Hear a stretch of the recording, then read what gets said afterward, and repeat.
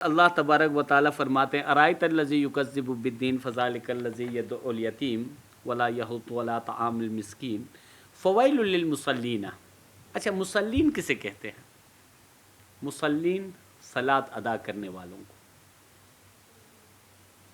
یا کوئی شخص صلاۃ ادا کرنے والا ہوگا یا ادا کرنے والا نہیں ہوگا۔ جو نہیں ہوگا اس کو غافل کہا جائے گا، جو صلاۃ ادا کرنے والا ہوگا اس کو جو ہے نا مصلین کہا جائے گا۔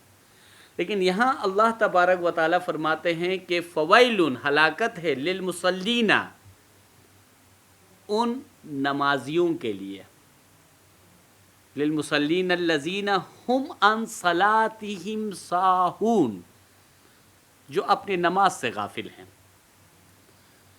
اگر نماز سے غافل ہیں تو مصلین کیسے ہیں؟ اگر مصلین ہے تو وہ غافل نہیں ہو سکتے ہیں۔ تو اس کا مطلب یہ ہوا کہ ایک صلاۃ، وہ صلاۃ تو ادا کر رہے ہیں، لیکن اس صلاۃ کے باطن کے اندر جو حکمتیں ہیں، جو راز ہیں، جو اللہ تبارک و تعالیٰ کے اشارات ہیں، پیغمبر آخر زمان نے جن مجرد اسرار کو تمثیلات اور تشبیہات کی صورت میں لوگوں کے سامنے رکھا، اس کو تو ادا کر رہے ہیں، مصلین تو ویسے ہیں، لیکن ان کی حکمتوں سے جو غافل ہیں، ان صلاۃ کے اندر کس مقام تک پہنچنے کے لیے اشارہ تھا، اس سے غافل ہونے کی وجہ سے اللہ تعالیٰ نے فرمایا کہ تو یہ ہلاکت ہے۔ کیونکہ اگر آپ کو پتہ ہے کہ ایک مقام پہ زندگی ہے،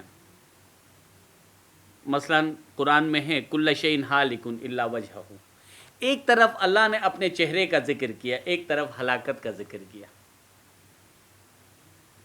ٹھیک ہے؟ تو اس کا مطلب یہ ہوا کہ جب تک ایک مقام ہے جہاں پہ جا کر کوئی شخص ہلاکت سے بچ سکتا ہے، اگر آپ اس مقام تک نہیں پہنچتے ہو تو پھر ہلاکت ہے، وہاں پہنچتے ہو تو ہلاکت سے آپ بچ جاتے ہو۔ تو لہٰذا کل شیء ہالک الا وجہہ میں اگر کوئی شخص جا کر چہرہ خداوندی میں فنا ہو جائے تو پھر اس کو ایک دائمی زندگی مل سکتی ہے، جس طرح یا ابن آدم اتینی اجعلک مثلی حیا لا تموت، اے بنی آدم تو میری اطاعت کر تاکہ میں تجھے اپنی مثل بنا دوں اور تجھے ایسا زندہ کروں کہ تجھے کبھی موت نہ آئے۔ اس کا مطلب یہ کہ ایک ایسی زندگی ممکن ہے کہ انسان موت سے چھٹکارا پا سکتا ہے۔ وہ کس صورت میں؟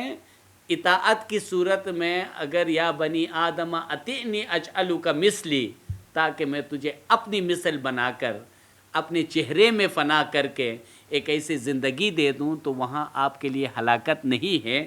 تو یہاں پہ بھی در حقیقت اس عبادت سے ایک خاص مقام تک پہنچنا تھا جہاں پہ حقیقی زندگی کو حاصل کرنا تھا۔ اگر اس صلاۃ سے اگر آپ اس زندگی کے مقام تک کوئی نہیں پہنچتا ہے تو پھر وہاں پہ انسان کے لیے ایک ہلاکت ہوتی ہے۔